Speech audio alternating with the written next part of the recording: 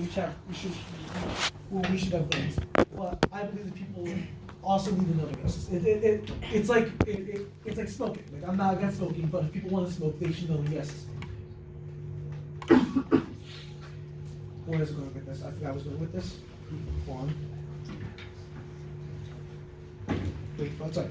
But I believe that people should have the right to bear arms, and that if you don't want to, you don't have to. That's cool.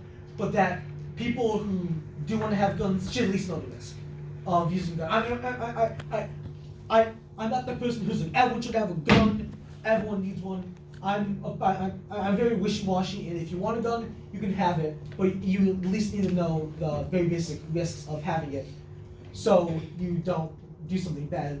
But yeah.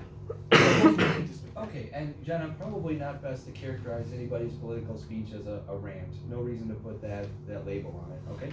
Yeah. I apologize. Very good. Okay, I saw Tiffany saying first. Okay, so when you're talking about like knowing the risk, yes, if you choose to like, well, maybe I should say my political view. I think we should have stronger restrictions on guns, stronger gun laws. But when you're saying that if you're going to own a gun, you should know the risk. I think it's a pretty safe bet to know that everyone knows a gun can take a life. But knowing the risk doesn't mean you're still not going to go out and kill somebody if you have a gun. There was a school shooting just today in California while we were going to class. This person knew the risk, but he still chose to take it. So, like what you're saying is, like obviously you're not a harmful person, but that doesn't mean that a harmful person, he still knows that he can kill somebody with a gun. But knowing the risk didn't change it. I mean, to Connor, if you want to speak, then you have to raise your hand. Yeah, sorry. Well, I mean, I saw Naya raise her hand next, so. I'm very confused on, like, can you just explain your view about, like, how, if someone had a gun, how would, like, they obtain it? Because it's kind of confusing because you just get a card, right? And I'm just confused on, like, who it's going in the hands of. Because I don't want it in someone's hands who is just gonna, like, go in a frenzy or, like, hurt someone that I know. Because it's happening all around America and it's honestly ridiculous.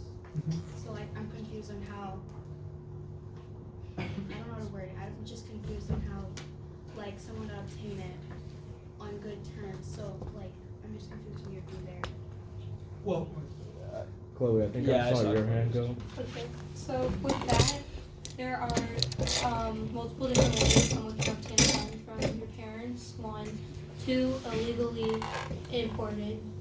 A lot of our guns, unfortunately, have been illegally imported.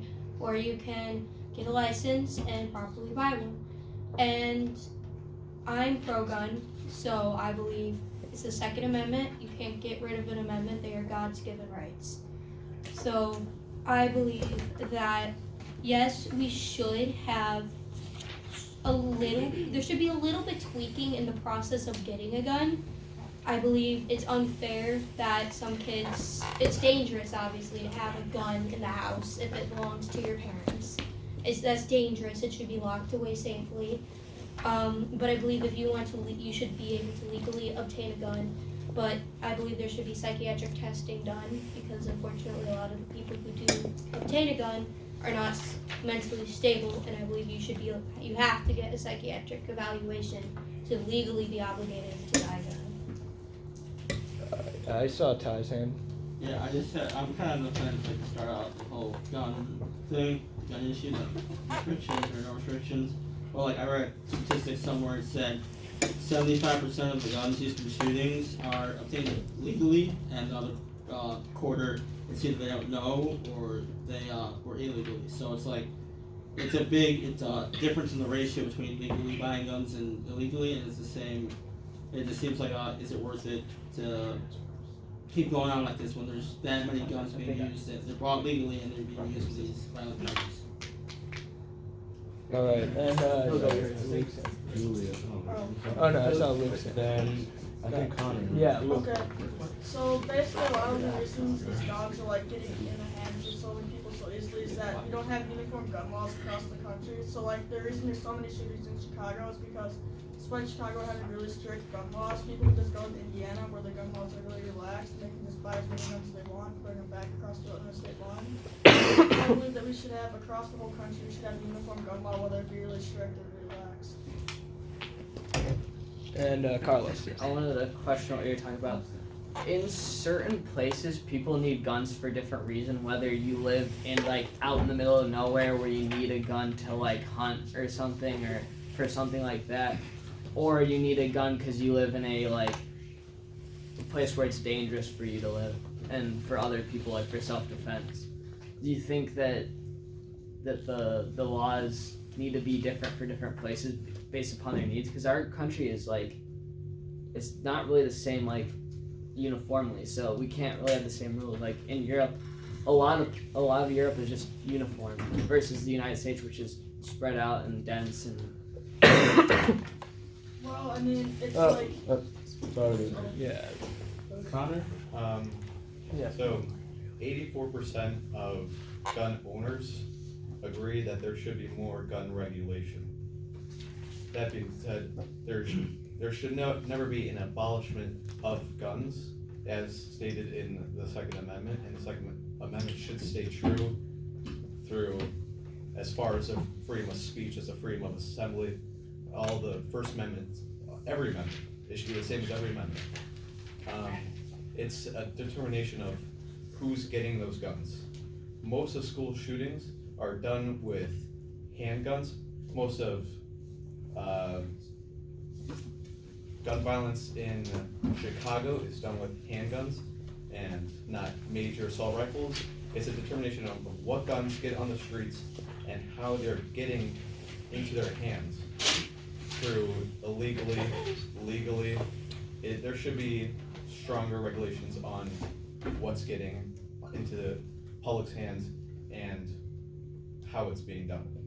I saw Ben's hand next. Yeah. Actually, I saw Austin's hand first. Oh, okay.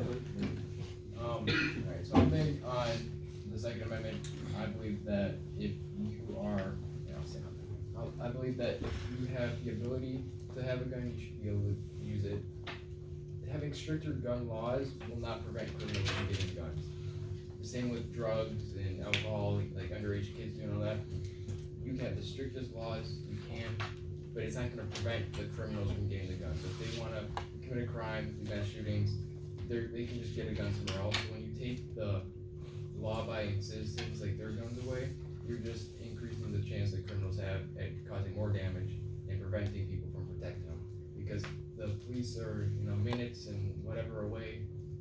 Someone breaks into your house, you have to defend your home, your family, your property, and without a gun or something, you're outnumbered, outmanned, you're in a lot of trouble now.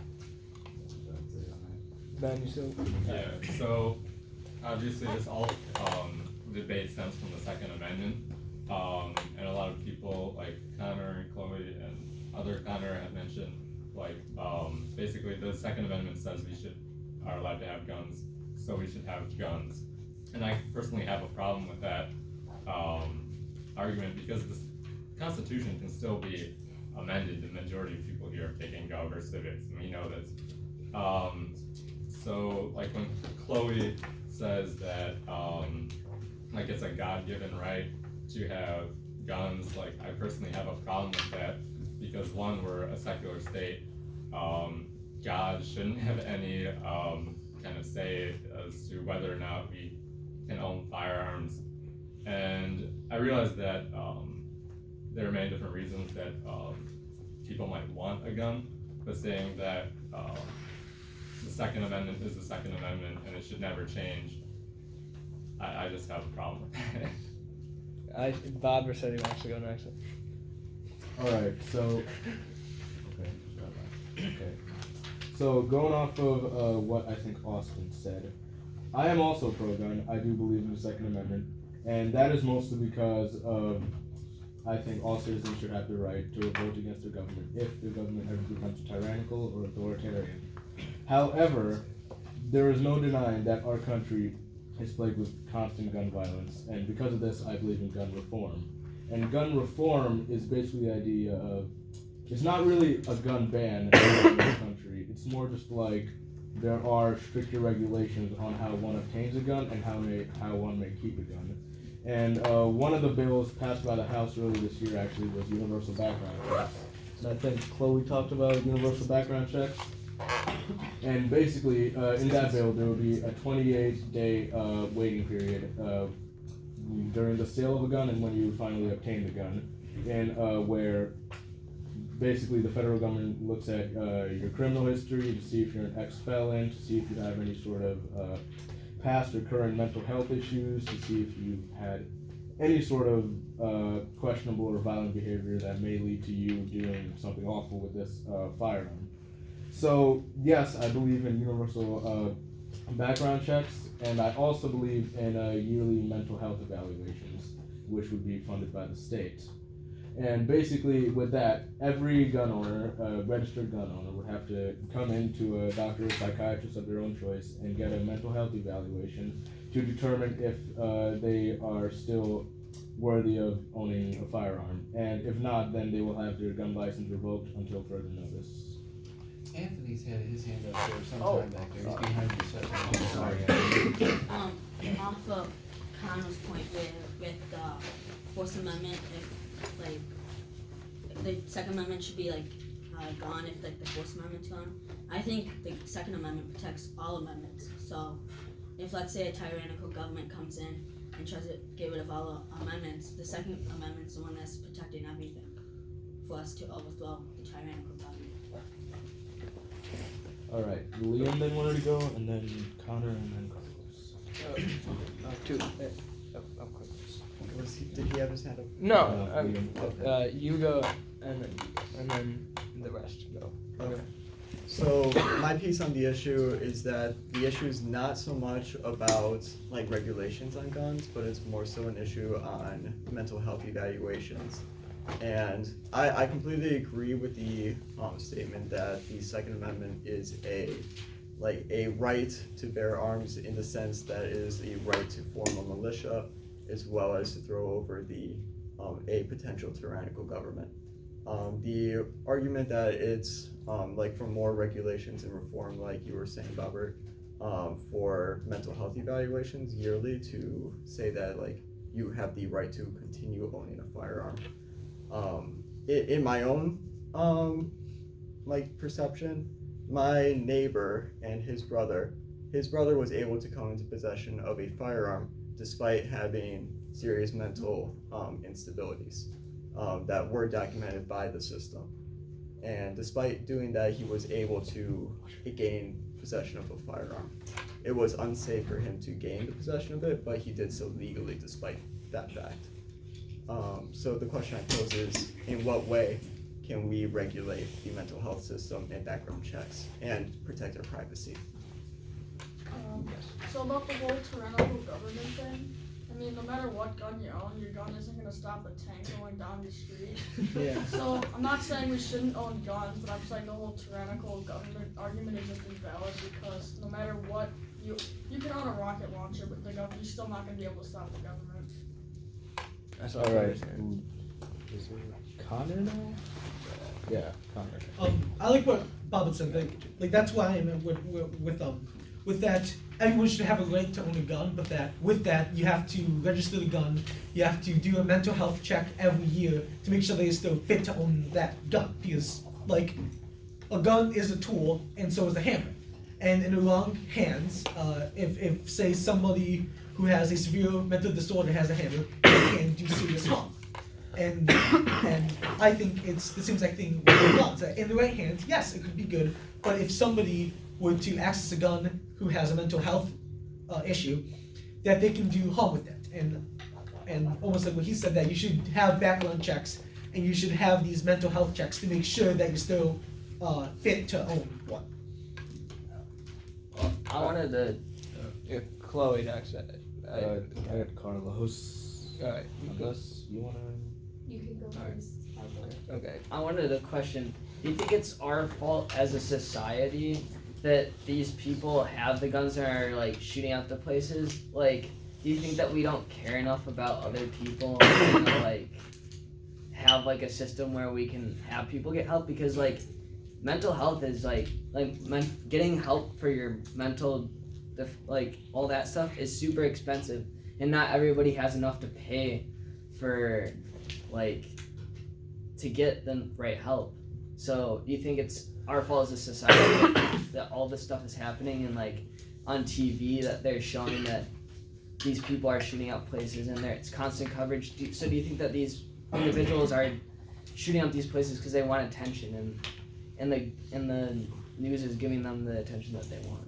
All right, then Chloe. So, where I wanna go with this is, so first I wanna discuss like the tyrannical government that by taking away guns, tyrannical government. So basically, the first thing that happened with Adolf Hitler is he took away the people's guns, and that led to all of this, or everything that happened.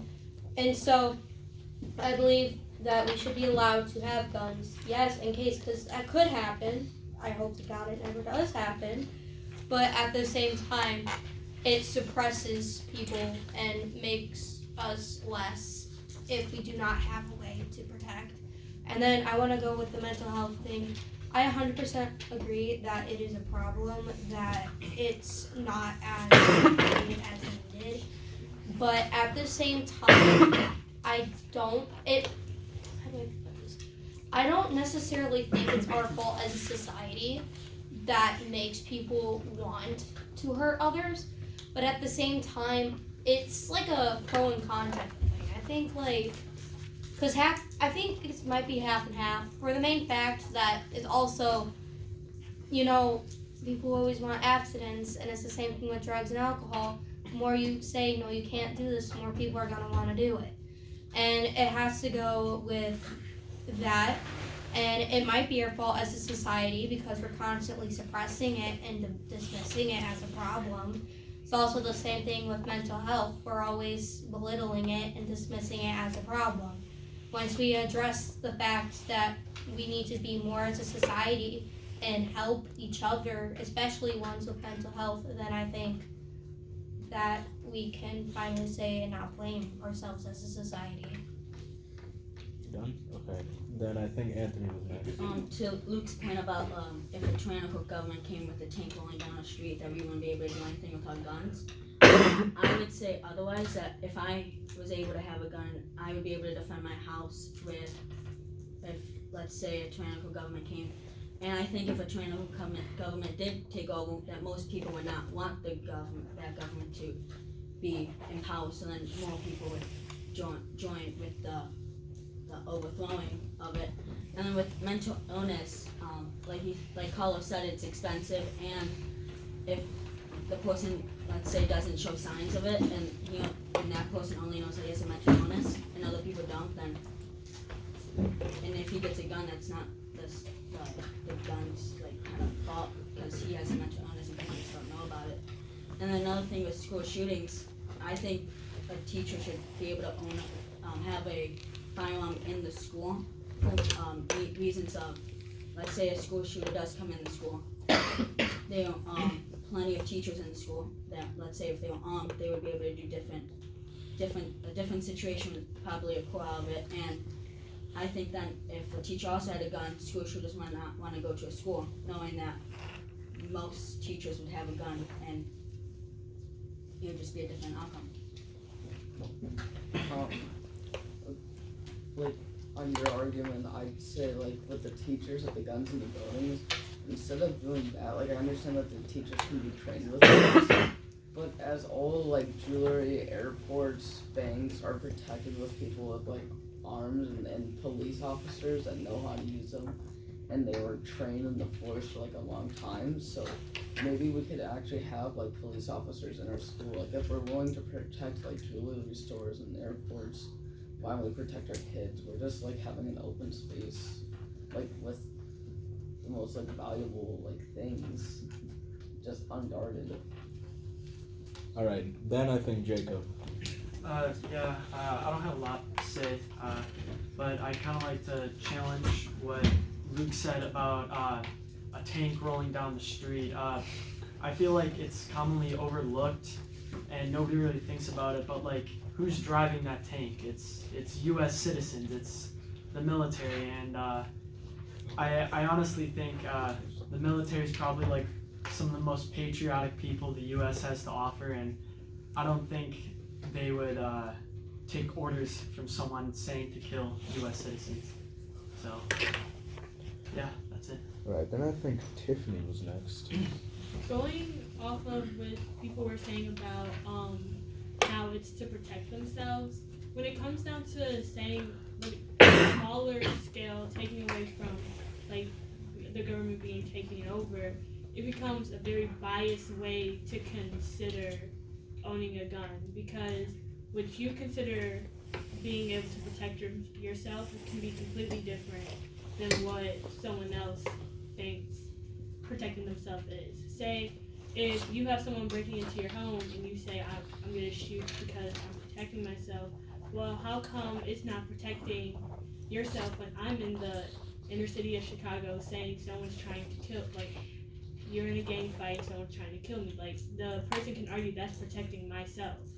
So when you're saying it's protecting yourself, and that also goes on to mental health, you're protecting yourself, but me feeling that a need to kill somebody is protecting myself, why can't that be broken down into mental illness? Because maybe all of my life I've only seen is killing.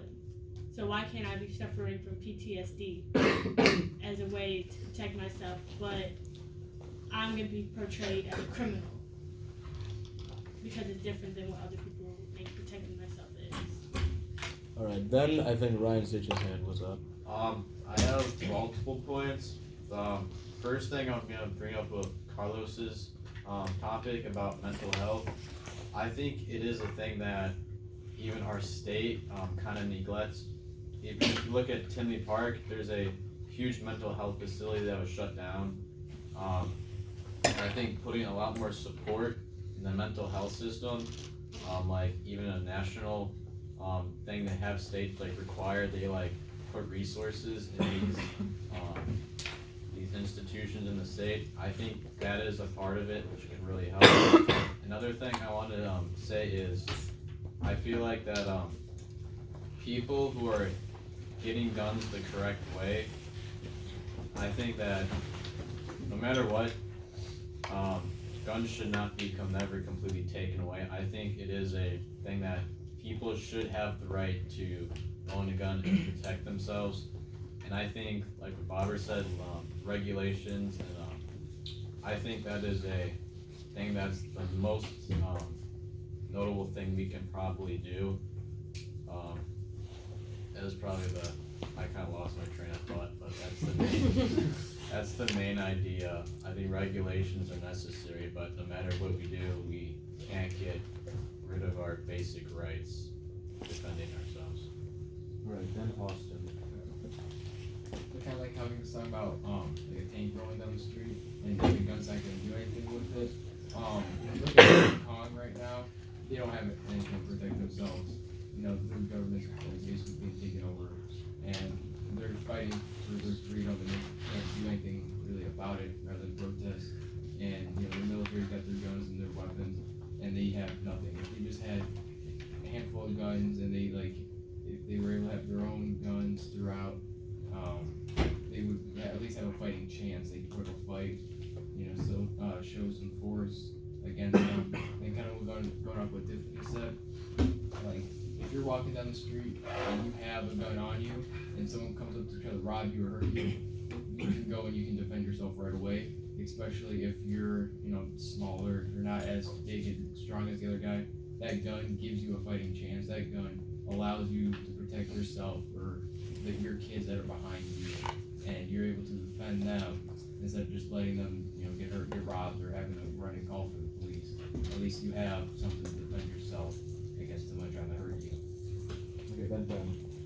So, Austin mentioned, well, basically, I just wanted to touch on the point of like the tyrannical government that keeps getting mentioned, because Anthony spoke about it almost as if he said like a tyrannical government coming in, as if it was some foreign invasion.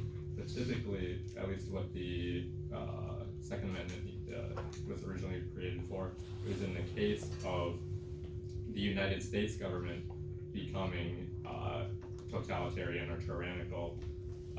So when you're talking about fighting back against a tyrannical government, your tyrannical United States government, you're talking about killing United States police officers, military service members, all these types of people.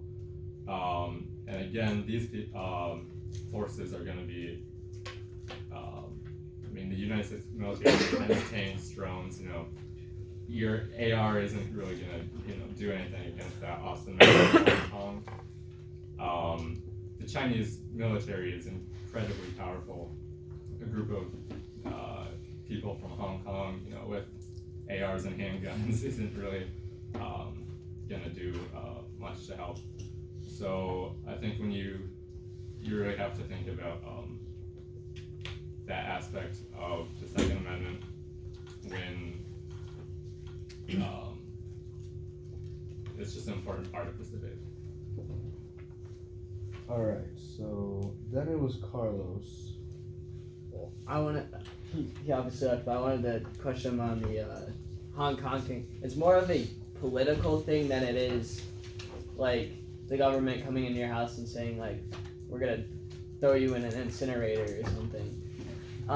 It's more so these people have lived for 50 years under like British rule, because I'm assuming everyone knows that Hong Kong was was something that Britain was not willing to let go for a long time, and they finally settled on a deal to have, I forget if it's 50 or 100 years. Does anybody know? 100 years. 100 years, and they'd be able to govern themselves. And the thing is that not only are they fighting for their freedoms, but it's just there's no way that they can do it, because like the way that their government is set up, it's set up for China to win, not for Hong Kong to win. So I don't think that there's any way that they can fight against that. Rohan was next. Alright, so I totally agree with Ben. I totally agree with your point about the U.S. government becoming tyrannical and that.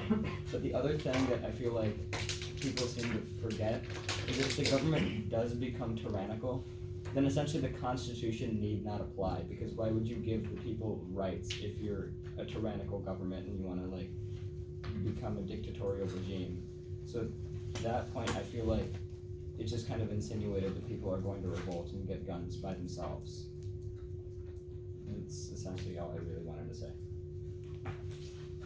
And then Kaylee. So everyone keeps bringing up the whole issue with mental health. Mental health. And I think that's a pretty bold statement to say that all people who commit these horrible crimes and acts of violence are mentally ill. Considering the fact that a lot of people, well, I don't mean to speak for everyone who commits these horrible acts of violence, but I will say that people do it to be remembered, to have some sort of fame, and guns are glamorized in our society, and we hear it in music, we see it in music videos, we see people post pictures of it on Instagram, and it's pretty much a part of our everyday lives. So I think the problem, yes, of course, we need serious improvement with our healthcare regarding mental health. But I think to say that all people who commit these acts of violence are mentally unstable and are mentally ill and using that as a cop-out, when in reality, I think there's a bigger underlying issue within their behavioral mannerisms that derive not only from mental illness. Alright, if Anthony doesn't mind, can I go first? Sure. Alright, great. So, going off of what Kaylee said, I agree with you that a good amount of mass shootings in America aren't always a factor of mental health. For example, the El Paso shooting, the shooter was actually a conservative extremist, and he would actually post online the months leading up to it that, I have all these guns and like I'm gonna revolt against Mexican immigrants. And yet the authorities, state or federal, would not even take a look at his social media. And this was only discovered after he had killed 22 people in Walmart. So again, that fits into the universal background check part that I was talking about, because it's true that a lot of mass shooters aren't mentally ill. They're fully aware of the actions that they're doing, such as the El Paso shooter. And I can go on. There's the Garlic shooter, the Dayton, Ohio shooter, the Stoneman Douglas shooter. These people all posted like days leading up to their massacres that, hey, I'm gonna go do this, like run away. But you know, fact that the police, no one would report it, and if they did, the police would just shrug it off. So, yeah. Anthony and then Luke.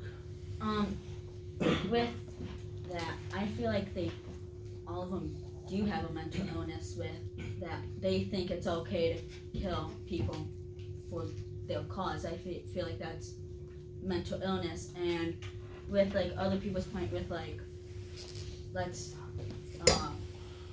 with like if a tyrannical government came to like a dictatorship, like, and what would we do against it? Let's say with an AR-15, what would that do against a tank? Well, I feel like if, let's say, like again, I'm going on like a tyrannical government.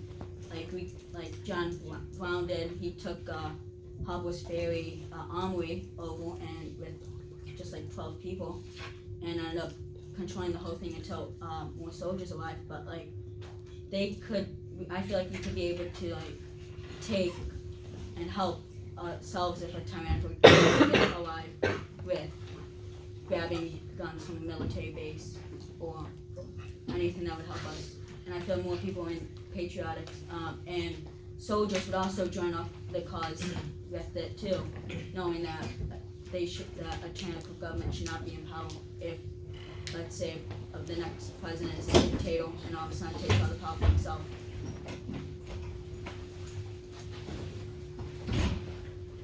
Got it? Okay. I'm sorry, Luke, but I did not notice that Mike's hand was up for quite some time. Yeah. So even if we get a president in that was tyrannical, we still have systems of checks and balances, stuff like that. So I don't think that would be the biggest concern. I don't think that a tyrannical government would be the biggest concern. And also, mental illness is a problem, and that is bad that they are able to get guns in their hands. But I feel like it's a smaller percent of the problem than like guns that are on the streets in like Chicago, Detroit, and Atlanta. I feel like controlling that could help solve the bigger problem. Okay. Now, Nia. To look on what Anthony said, that it scares me for every classroom that I go in to have my teacher have a gun in the classroom while I learn to get my education. Like, going into a classroom should be about learning, and it's bad. It's terrible that we have to think about protecting ourselves in the classroom against someone who wants to harm us. That does terrify me. But at the same time, I do not want something so destructive in the place where I learn, where someone could easily, because like you can hide it, but how easily could you hide something in a classroom with 4 walls? How easily? Like it's scary. Alright, before I move on to the next person. So maybe the next person should be the last person to have the last word, because it is now 3:30, and if we want to be out by 3:40 for the activity bus, we do have an order of business before we adjourn today, which is to select the topic for the next meeting. And that's going to take a few minutes because we also have to build in the cool-down period, which we said we would have. Okay, if there's anyone who felt like they didn't have enough time to speak their piece, then raise their hand. No? Alright, then by the order of my awful list, Luke. Oh, I brain farted and I forgot what I was gonna say. Alright. Then next would be Jenna. I was just gonna agree with Kaylee and Babar because they were saying how like yeah, it is pretty bold for everyone to assume that if you're a shooter, like, oh, you must have something like mentally wrong with you. Like, that's not the case. Like, before all these shooters committed like these horrific like instances, they like glorified it all over social media. So I don't understand why everyone is like, a lot of people are saying like, oh, it's always mental health, it's mental health, whatever, but like, it seems like it's social media rather than mental health. Alright, so unfortunately that would have to be our Now, last. a note on the next meeting as well. In theory, we're supposed to meet every other week, but 2 weeks from today is Thanksgiving. So the Thursday after next is Thanksgiving, so our next meeting would be the first week in December. So if we're choosing a topic, it would be for that first Thursday in December. Last time we took suggestions and then we voted on it. Do you wanna follow the same procedure, or did you have a different procedure in mind? Yeah, okay, we can just do 3 weeks. Okay, maybe we'll just cap it at the first 5 suggestions and then we'll vote on the board. Alright, everyone, thank you for. Oh, that's really hard. I'm an expert here. Let's go, I have a suggestion. That makes sense. Hey, Mark, wait.